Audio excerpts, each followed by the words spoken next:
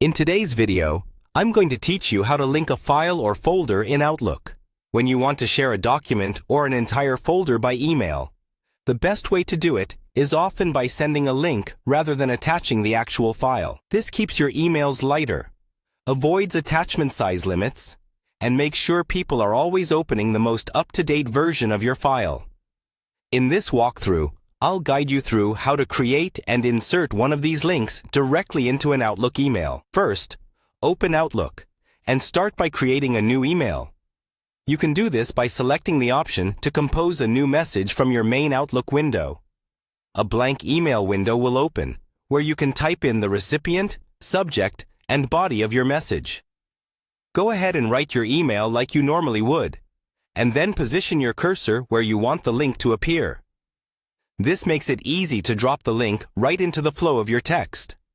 Next, you'll need to get the link to the file or folder you want to share. Usually, this means that your file is stored in a cloud service like OneDrive, SharePoint, or a similar storage solution connected to your organization.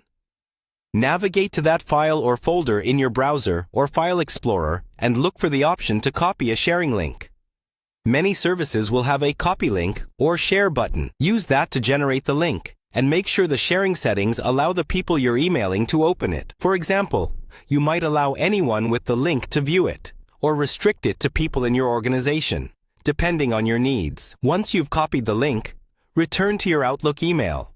You can simply paste the link directly into the message, or, for a cleaner look, highlight some text like, "Click here to open the file."